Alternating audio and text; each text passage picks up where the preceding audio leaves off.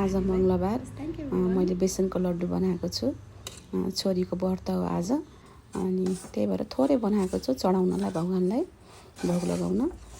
सिद्धिविनायक र हनुमानजीलाई चढाउँछु, म एकै ठाउँमा अर्पण गर्छु। पहिला बेसनलाई घिउ हाल्ने, आफूलाई थोरै बनाएको छु, धेरै त बनाएको छैन, थोरै घिउ हाल्ने, अनि त्यसलाई मजाले भुट्ने रातो गरी। अनि मैले चाहिँ काजु हालेछु, जे हाल्दा नि हुन्छ हजुरहरूले त्यसमा, ड्राई फ्रुटमा। अनि त्यो रातो भएपछि थोरै माथिबाट अलिकति घिउ पनि थप्ने, अनि त्यसलाई एकदम मजाले रातो हुने गरी भुट्ने। त्यसमा बास्ना आउँछ एकदमै, अहिले मेरो किचन पुरै बास्ना आउँछ त्यो घिउ र बेसनको। अनि लो फ्लेममा भुट्ने, अनि त्यसलाई निभाइदिने। यतिको भएपछि त्यसलाई निभाइदिए हुन्छ। बास्ना आएपछि चाहिँ, बास्ना आइसकेको छ, यस्तो रातो बनाउने।